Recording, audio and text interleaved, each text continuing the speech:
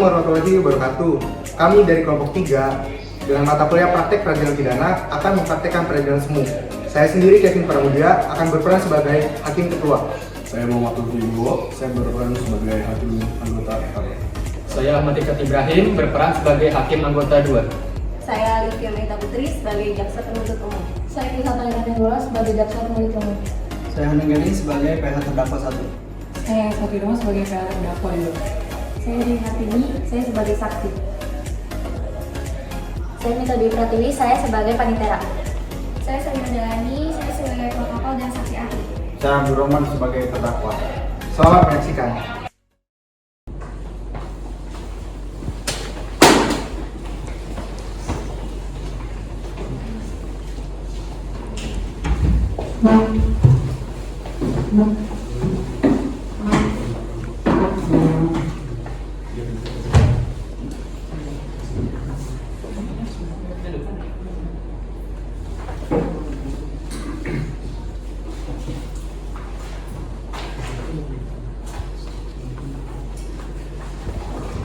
Sebelum sidang dimulai, maka saya akan membacakan tata tertib sidang sebagai berikut.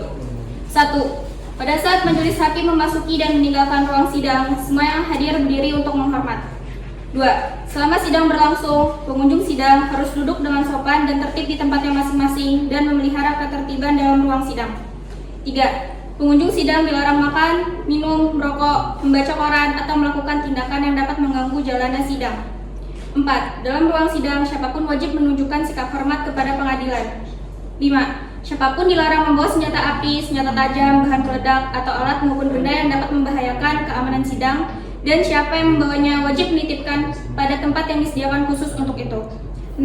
Segala sesuatu yang diperintahkan oleh ketua sidang untuk memelihara tata tertib di persidangan wajib dilaksanakan dengan segera dan cermat. 7. Tanpa surat perintah, petugas keamanan pengadilan karena tugas jabatannya dapat mengadakan penggeledahan badan untuk menjamin bahwa kehadiran seorang di ruang sidang tidak membawa senjata, bahan, atau alat maupun benda yang dapat membahayakan keamanan sidang. 8. Pengambilan foto, rekaman suara, atau rekaman TV harus meminta izin terlebih dahulu kepada hakim ketua sidang. 9. Siapapun di sidang pengadilan bersikap tidak sesuai dengan martabat pengadilan dan tidak mentaati tata tertib persidangan, dan setelah hakim ketua sidang memberi peringatan masih tetap melanggar tata tertib tersebut, maka atas perintah hakim ketua sidang yang bersangkutan dikeluarkan dari ruang sidang, dan apabila pelanggaran tata tertib dimaksud bersifat suatu tindakan pidana, tidak mengurangi kemungkinan dilakukan penuntutan terhadap pelakunya. Majelis hakim akan memasuki ruangan persidangan. Hadirin dimohon untuk berdiri.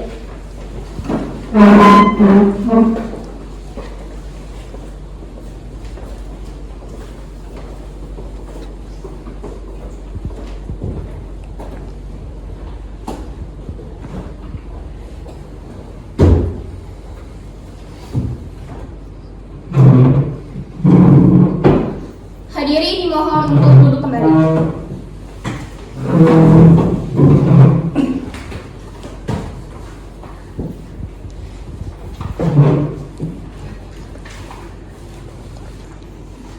Untuk persidangan, dipersilakan jika ada awak media yang ingin mengambil video ataupun foto selama 1 menit.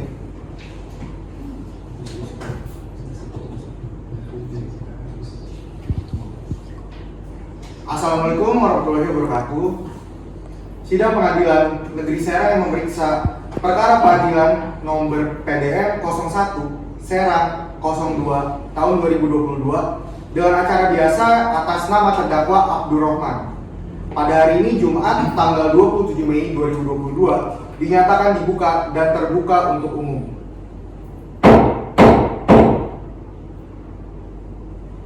Baik, agenda persidangan kita hari ini adalah pembacaan dakwaan.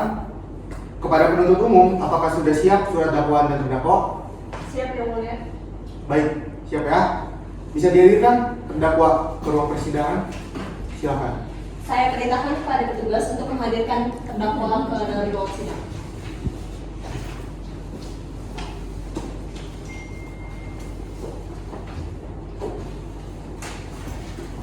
Saudara terdakwa, apakah saudara terdakwa dalam keadaan sehat? Sehat yang mulia. Dan apakah bisa mengikuti jalannya persidangan? Sangat bisa yang mulia. Baik, sebelum kita mulai, saya akan mengecek terlebih dahulu data identitas saudara. Nama lengkap Anda? Abdul Rahman. Tempat lahir? Serang. Umur? 20 tahun yang mulia. Tanggal lahir? 15 Agustus 2001. Alamat saudara? Komplek Permain Tirta.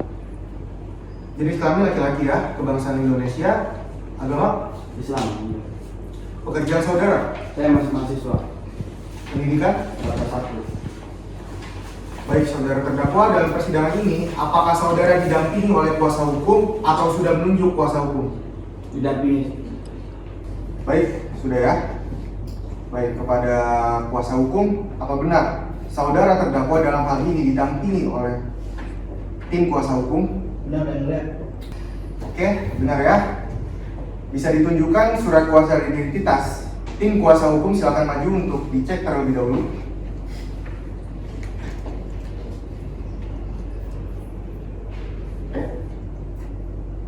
Penuntut umum dipersilakan untuk maju untuk mengecek berkasnya juga.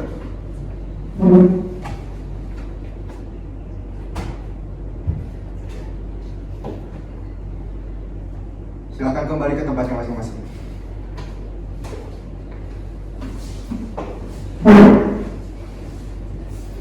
Baik, saudara terdakwa, mohon diperhatikan segala sesuatu yang ada dalam persidangan ini untuk diperhatikan dengan seksama. Apapun yang didengar silahkan dipahami agar saudara dapat memahami isi dari persidangan ini. Dan kepada penuntut umum, apakah sudah siap untuk membacakan surat dakwaan? Siap yang mulia. Baik, silakan. Terima kasih yang mulia.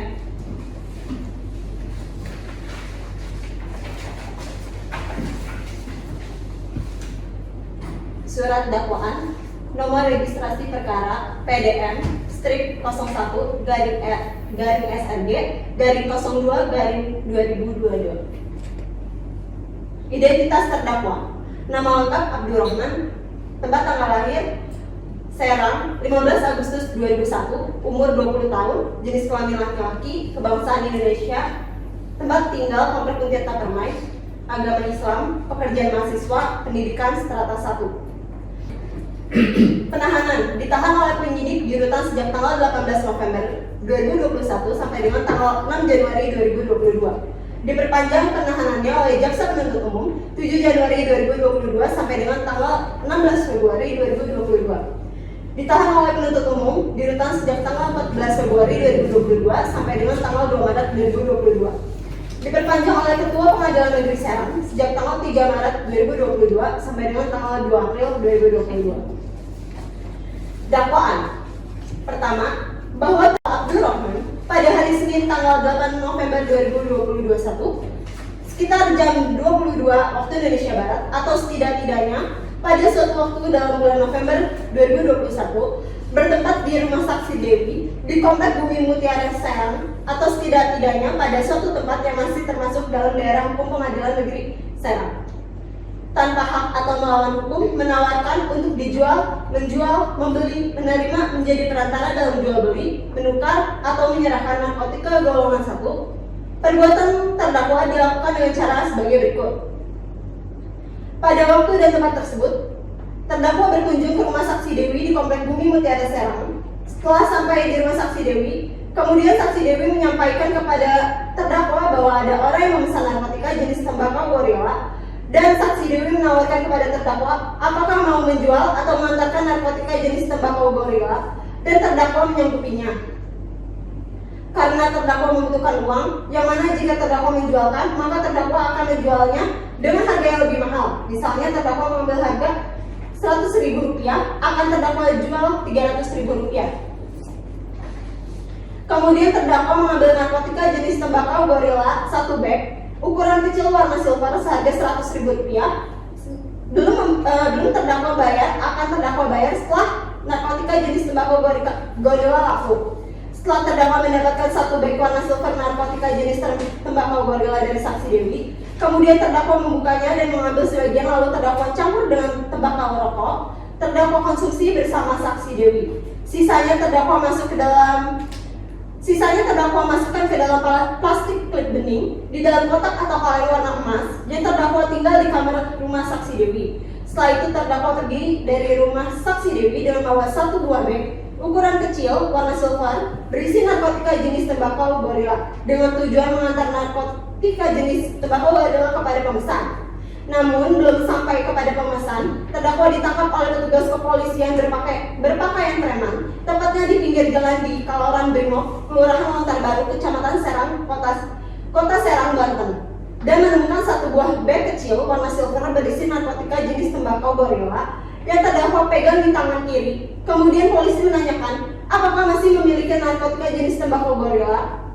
Terdakwa mengatakan masih ada di rumah saksi Dewi.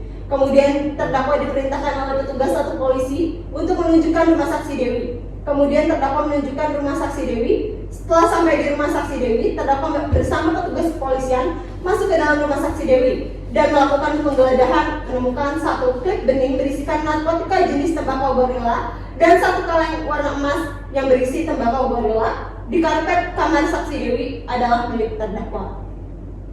Kemudian, petugas kepolisian juga menemukan narkotika jenis tembakau gorila milik saksi Dewi di bawah kasur kamar saksi Dewi. Kemudian terdakwa bersama saksi Dewi dan barang bukti dibawa petugas untuk dilakukan pemeriksaan lebih lanjut.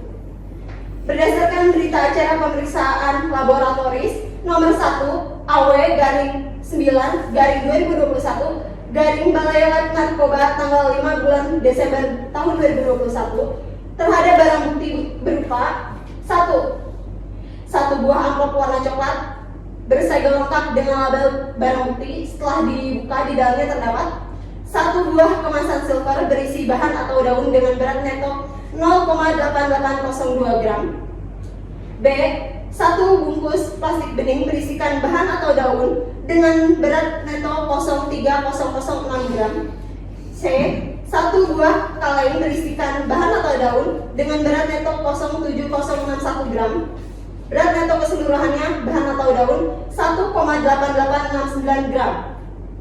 Yang kedua, satu buah amplop warna coklat bersegel dengan label barang bukti. Setelah dibuka, di dalamnya terdapat satu botol plastik bening berisikan urin kurang lebih 180 ml atas nama Abdurrahman. Barang bukti tersebut milik Abdurrahman.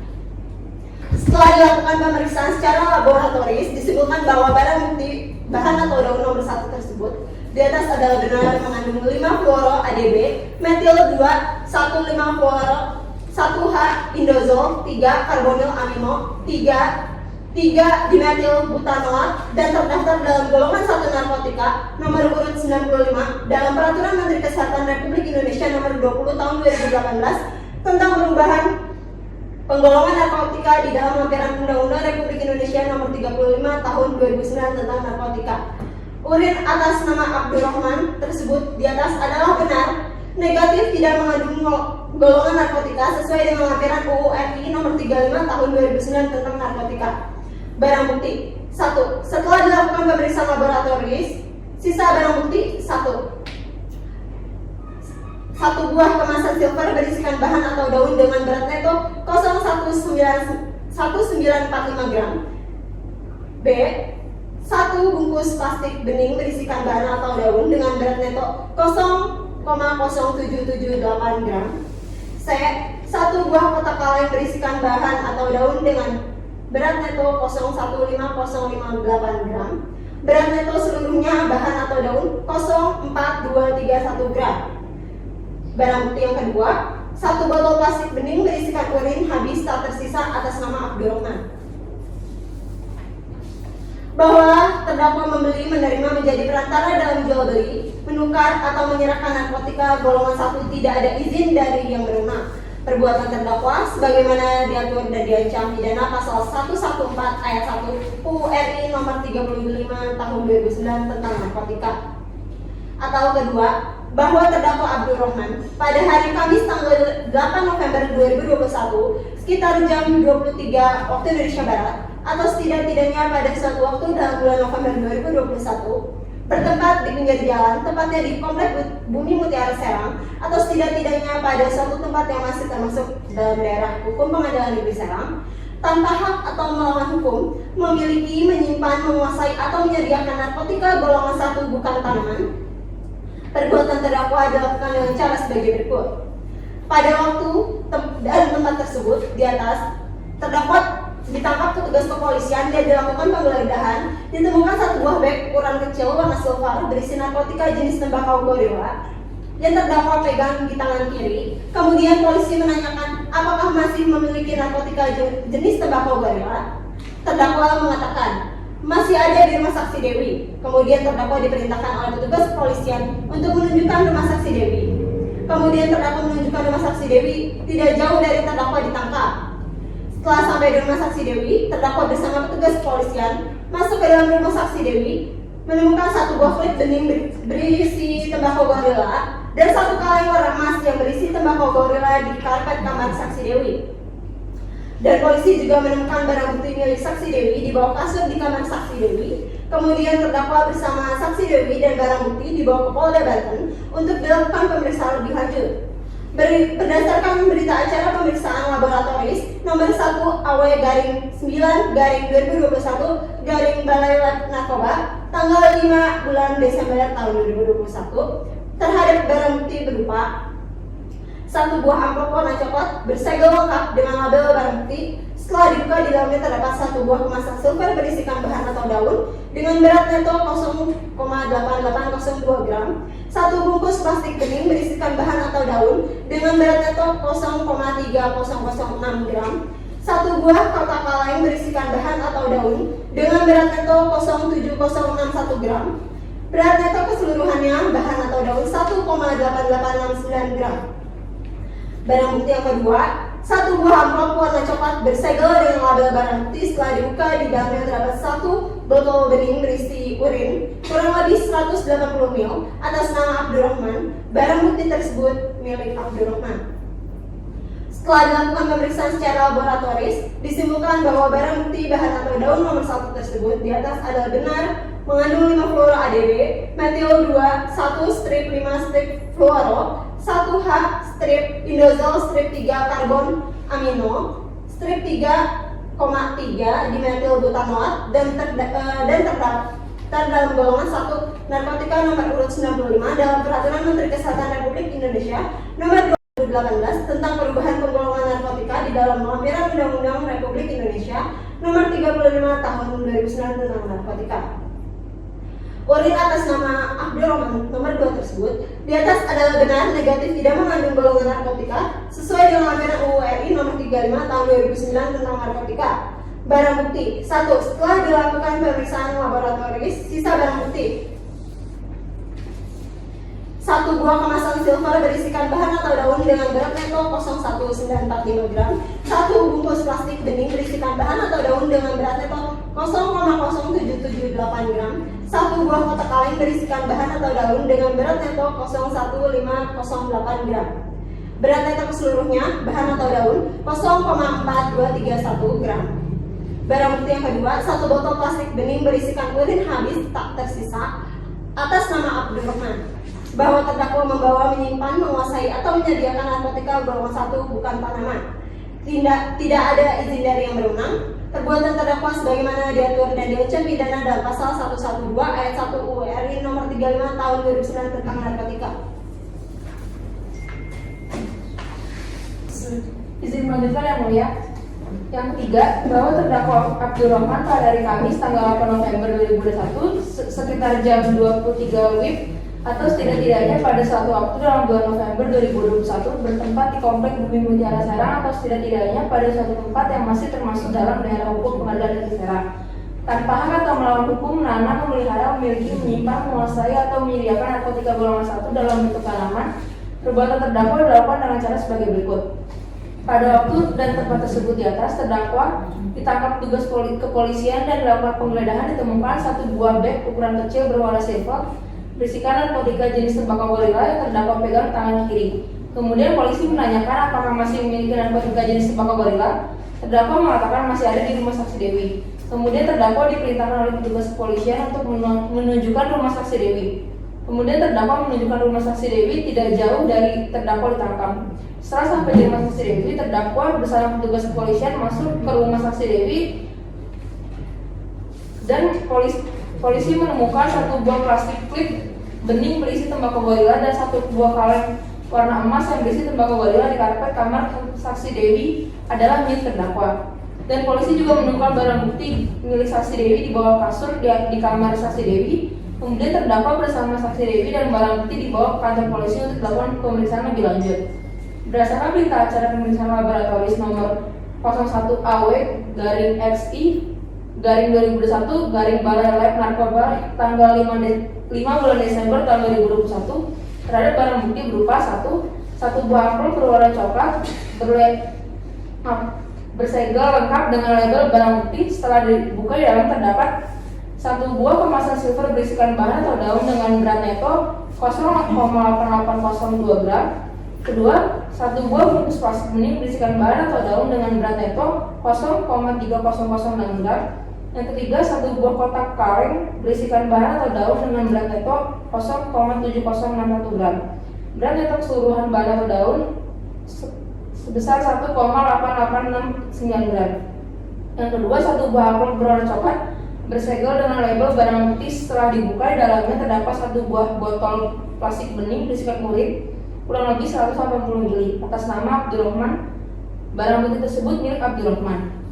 Setelah dilakukan pemeriksaan secara laboratoris, disimpulkan bahwa barang bukti bahan atau daun nomor 1 tersebut di atas adalah benar mengandung 5 fluoro-ADB metil 2 dan 1H indozol 3 karbon amino 3 dimetil butatonat dan terdaftar dalam golongan 1 narkotika nomor 95 dalam Peraturan Menteri Kesehatan Republik Indonesia nomor 20 tahun 2018 tentang perubahan penggolongan narkotika di dalam lampiran Undang-Undang Republik Indonesia nomor 35 tahun 2009 tentang narkotika. Urin atas nama Abdurrahman nomor 2 tersebut di atas adalah benar negatif, tidak mengandung golongan narkotika sesuai dengan lampiran Undang-Undang RI nomor 35 tahun 2009 tentang narkotika. Barang bukti 1 setelah dilakukan pemeriksaan laboratoris, sisa barang bukti satu buah kemasan silver berisikan bahan atau daun dengan berat neto 0,1945 gram. Yang kedua, satu buah bungkus plastik bening berisikan bahan atau daun dengan berat neto 0,0778 gram. Yang ketiga, satu buah kotak kaleng berisikan bahan atau daun dengan berat neto 0,1508 gram. Dan neto keseluruhan bahan atau daun adalah 0,4231 gram. Yang kedua, satu buah botol plastik bening berisikan urin habis tak tersisa atas nama Abdurrahman. Bahwa terdakwa membawa, menyimpan, menguasai atau menyediakan narkotika golongan 1 bentuk tanaman tidak ada izin dari yang berwenang. Perbuatan terdakwa sebagaimana diatur dan diancam pidana dalam pasal 111 ayat 1 Undang-Undang RI nomor 35 tahun 2009 tentang narkotika. Saudara terdakwa, apakah saudara sudah mengerti keseluruhan isi dakwaan? Mengerti yang mulia. Dalam hal ini, apakah saudara terdakwa akan melakukan eksepsi atau nota keberatan? Saya serahkan kepada tim kuasa hukum yang mulia. Oh, diwakilkan ke tim kuasa hukum. Apakah sudah siap eksepsinya? Siap yang mulia. Silakan dibacakan. Baik, terima kasih. Eksepsi atas dakwaan jaksa penuntut umum dalam perkara nomor PDM 01/02/2022 atas nama terdakwa Abdurrahman diajukan oleh tim penasihat hukum Elsa Triuma SHMA dan Medan Gading SHMH. Disampaikan di hadapan persidangan Pengadilan Negeri Serang hari Jumat 27 Mei 2022. Didakwa 1. Sebagaimana diatur dan diancam pidana berdasarkan ketentuan pasal 114 ayat 1 Undang-Undang Republik Indonesia nomor 35 tahun 2009 tentang narkotika, atau kedua, sebagaimana diatur dan diancam pidana berdasarkan ketentuan pasal 112 ayat 1 Undang-Undang Republik Indonesia nomor 35 tahun 2009 tentang narkotika. Pendahuluan. Hakim yang terhormat, saudara jaksa penuntut umum yang kami hormati, serta sidang yang kami muliakan. Pertama-tama, kami dari tim penasihat Abdurrahman menyampaikan ucapan terima kasih yang setinggi-tingginya kepada hakim yang mulia yang memeriksa dan mengadili perkara pidana ini. Kami tim penasihat hukum merasa bahwa hakim yang mulia telah bertindak adil dan bijaksana terhadap semua pihak dalam persidangan ini. Hakim yang mulia telah memberikan kesempatan yang sama baik kepada jaksa penuntut umum dan untuk menyusun dakwaan maupun kepada terdakwa dan penasihat hukum juga telah diberikan kesempatan yang sama, yaitu mengajukan eksepsi atau nota keberatan. Eksepsi ini kami sampaikan dengan pertimbangan bahwa ada hal-hal prinsip yang perlu kami sampaikan berkaitan demi tegaknya hukum, kebenaran dan keadilan, serta demi memastikan terpenuhinya keadilan yang menjadi hak terdakwa sebagaimana diatur dalam pasal 156 ayat 1 KUHP, yaitu dalam hal terdakwa atau penasihat hukum mengajukan keberatan bahwa pengadilan tidak berwenang mengadili perkara atau dakwaan tidak dapat diterima atau surat dakwaan harus dibatalkan. Maka setelah diberi kesempatan oleh jaksa penuntut umum untuk menyatakan pendapatnya, hakim mempertimbangkan keberatan tersebut untuk selanjutnya mengambil keputusan.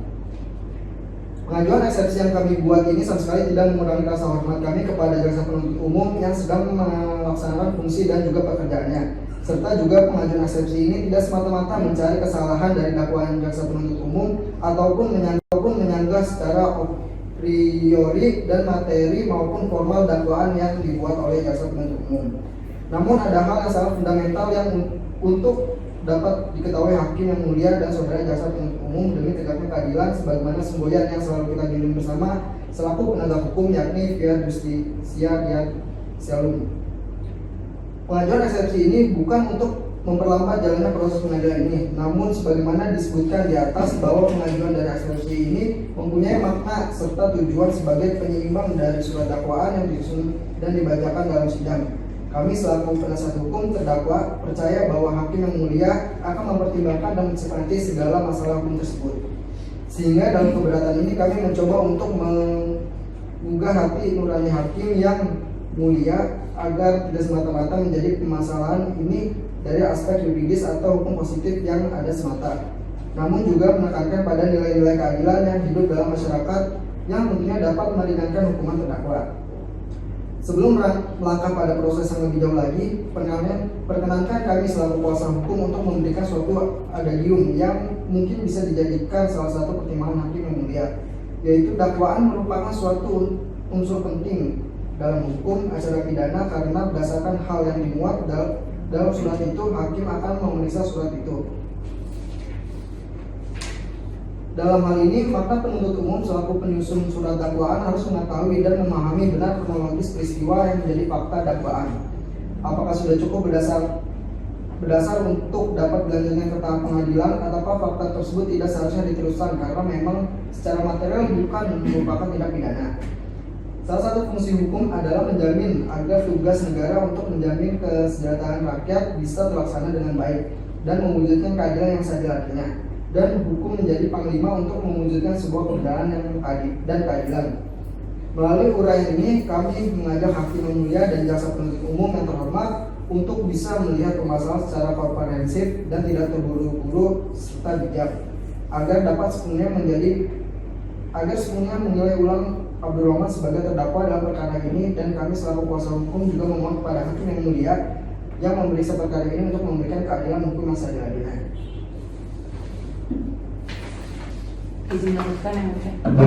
Keberatan terhadap surat dakwaan jaksa penuntut umum, hakim yang terhormat, saudara jaksa penuntut umum yang kami hormati, serta sidang yang kami muliakan. Surat dakwaan jaksa penuntut umum tidak sah bahwa berdasarkan pasal 56 ayat 1 KUHP yang menyatakan bahwa dalam hal tersangka atau terdakwa, disangka atau didakwa melakukan pidana yang diancam dengan pidana mati atau ancaman pidana 15 tahun atau lebih, atau bagi mereka yang tidak mampu diancam dengan pidana 5 tahun atau lebih yang tidak mempunyai penasihat hukum sendiri. Pejabat yang bersangkutan pada semua tingkat pemeriksaan dalam proses peradilan wajib menunjuk penasihat hukum bagi mereka. Bahwa pasal 56 ayat 1 KUHP sudah menegaskan bahwa bantuan hukum itu wajib disediakan dengan menunjuk penasihat hukum oleh pejabat yang memeriksa di setiap tingkat pemeriksaan, baik di tingkat penyidikan, penuntutan, dan pemeriksaan di pengadilan. Terlepas penasihat hukum yang ditunjuk menjalankan profesinya atau tidak, tetapi pejabat yang bersangkutan selaku perwakilan pemerintah telah melaksanakan kewajibannya menjalankan perintah undang-undang dan tetap menjamin hak asasi terdakwa. Lantas bagaimana jika pejabat yang melakukan pemeriksaan terhadap terdakwa melanggar KUHP, maka dapat dikatakan tujuan hukum acara sebagai landasan bagi aparat penegak hukum untuk menjalankan tugas dan fungsinya sebagai aparat penegak hukum telah gagal diterapkan, bahkan dapat dikatakan sebagai suatu penyalahgunaan jabatan atau abuse of power. Bahwa berdasarkan pasal 137 KUHP, penuntut umum berwenang melakukan penuntutan terhadap siapapun yang didakwa melakukan suatu tindak pidana dalam daerah hukumnya dengan melimpahkan perkara ke pengadilan yang berwenang mengadili.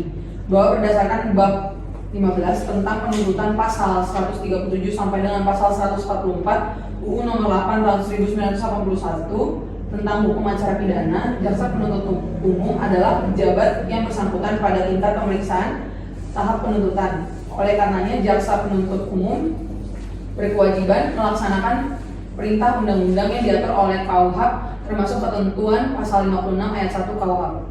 In kasu, terdakwa telah disangka penyidikan dengan melanggar pasal 114 ayat 1 tahun 2009 tentang narkotika dengan ancaman pidana maksimal 20 tahun, mengharuskan pejabat yang melakukan pemeriksaan terhadap terdakwa wajib menunjuk penasihat hukum secara cuma-cuma sebagaimana dimaksud pada pasal 56 ayat 1 KUHP, bahwa pada tahap penyidikan ini pejabat yang bersangkutan yaitu pihak kepolisian RI telah menunjuk Kasat Irma SHMH dan Hana Gardin SHMH selaku penasehat hukum tersangka secara cuma-cuma. Bahwa begitu pula pada tahap pemeriksaan di pengadilan, terdakwa yang didakwa melanggar pasal 114 ayat 1, pasal 132 ayat 1, atau kedua melanggar pasal 112 ayat 1, atau ketiga melanggar pasal 127 ayat 1 huruf A UU Nomor 35 tahun 2009 tentang narkotika, pejabat yang bersangkutan yaitu Ketua Majelis Hakim telah memperhatikan pasal 56 ayat 1 KUHP dengan menunjuk penasihat hukum bagi terdakwa secara cuma-cuma. Lalu bagaimana tahap penuntutan? Saat pelimpahan berkas perkara atas nama terdakwa dari penyidikan di kepolisian ke tahap penuntutan di kejaksaan, jaksa penuntut umum yang bersangkutan dan yang memeriksa terdakwa wajib melaksanakan ketentuan pasal 56 ayat 1 KUHP, bahwa setelah mempelajari berkas perkara atas nama terdakwa termasuk berita acara pemeriksaan terdakwa, ternyata jaksa penuntut umum selaku pejabat yang melakukan pemeriksaan terhadap terdakwa tidak menunjuk penasihat hukum bagi terdakwa secara cuma-cuma. Padahal jaksa penuntut umum telah mendakwa terdakwa dengan dakwaan pertama melanggar pasal 114 ayat 1, pasal 132 ayat 1, atau kedua melanggar pasal 112 ayat 1, atau ketiga melanggar pasal 127 ayat 1 huruf A UU Nomor 35 tahun 2009 tentang narkotika dengan ancaman pidana maksimal 15 tahun penjara, yang mengharuskan jaksa penuntut umum wajib menunjuk penasihat hukum secara cuma-cuma sebagai dimaksud pasal 56 ayat 1 KUHP, bahwa ketentuan pasal 56 ayat 1 KUHP adalah bagian dari hukum acara pidana yang wajib ditaati dalam penegakan hukum pidana dan memiliki konsekuensi hukum bila dengan sengaja mengabaikan atau lalai menerapkan hukum acara sebagaimana kaidah hukum di bawah ini. Putusan Mahkamah Agung RI nomor 50 K garis miring pidana garis miring 1988 tanggal 28 April 1988 yang menyatakan tuntutan penuntut umum tidak dapat diterima. Putusan Mahkamah Agung RI nomor 1565 K garing pit garing 1991 tanggal 16 September 1993 yang menyatakan apabila syarat-syarat permintaan dan atau hak tersangka terdakwa tidak terpenuhi seperti hal penyidik tidak menunjuk penasihat hukum bagi tersangka sejak awal penyidikan, tuntutan penuntut umum dinyatakan tidak dapat diterima. Bahwa oleh karena jaksa penuntut umum dalam melakukan pemeriksaan terdakwa pada tahap penuntutan tidak melaksanakan perintah pada pasal 56 ayat 1 KUHP tersebut, maka surat dakwaan yang dibuat dan disusun oleh jaksa penuntut umum dengan nomor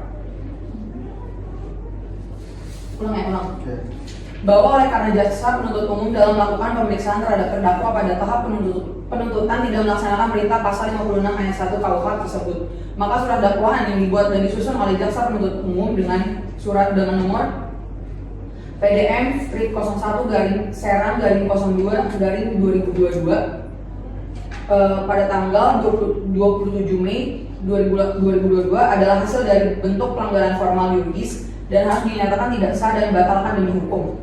Permohonan bahwa atas uraian eksepsi atau keberatan yang telah kami sampaikan, maka dengan ini kami selaku penasihat hukum terdakwa memohon kepada Yang Mulia Majelis Hakim yang memeriksa perkara aku agar berkenan memutuskan: pertama, menerima keberatan penasihat hukum terdakwa Abdul Rahman. Yang kedua, menyatakan surat dakwaan nomor PDM strip 01 garing Serang garing 2 garing 2022 pada tanggal 27 Mei 2022 tidak sah dan harus dibatalkan demi hukum. Yang ketiga, membebaskan terdakwa dari tahanan. Yang keempat, membebankan biaya perkara kepada negara. Demikianlah eksepsi ini kami sampaikan kepada Yang Mulia Ketua Majelis Hakim atas perhatiannya serta terkabulnya eksepsi atau keberatan ini. Kami ucapkan terima kasih dan bila ada kekurangan atas kesalahan di dalamnya kami mohon maaf atas keterbatasan kami selaku pengusian. Hormat kami penasihat hukum terdakwa Elsa Tiruma SHMH dan Hanang Ganing SHMH. Baik, kepada penasihat hukum dipersilakan untuk memberikan berkas.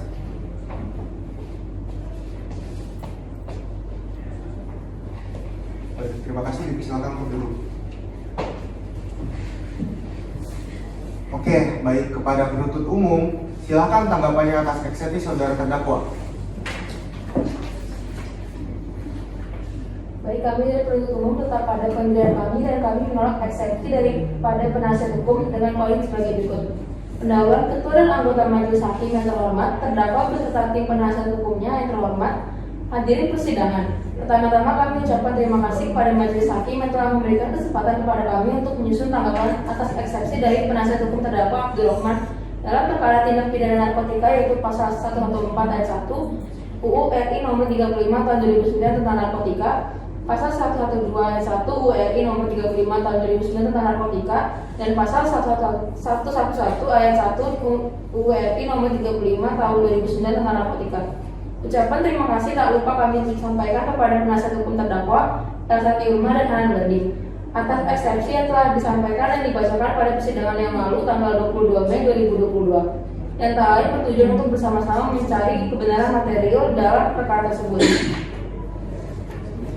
Berdasarkan eksepsi tim penasihat hukum, para tim penasihat hukum memberikan sanggahan bahwasannya terdakwa tidak didampingi oleh penasihat hukum yang artinya di sini penasihat hukum yang diberikan secara cuma-cuma dengan landasan hukum. Poin pertama, putusan Mahkamah Agung RI nomor 510 K garing pidana garing 1988 tanggal 28 April 1988. Poin kedua, putusan Mahkamah Agung RI nomor 1565 K garing pidana garing 1991 tanggal 16 September 1993. Poin ketiga, putusan Pengadilan Tinggi Yogyakarta nomor 03 pidana garing 2002 garing PTY tertanggal 7 Maret 2002. Poin keempat, putusan Pengadilan Negeri Blora nomor 11 garing pidana B garing 2003 garing PN Blora tertanggal 13 Februari 2003. Poin kelima, putusan Pengadilan Negeri Tegal nomor 34 garing pidana B garing 1995 garing PN Tegal tertanggal 26 Juni 1995.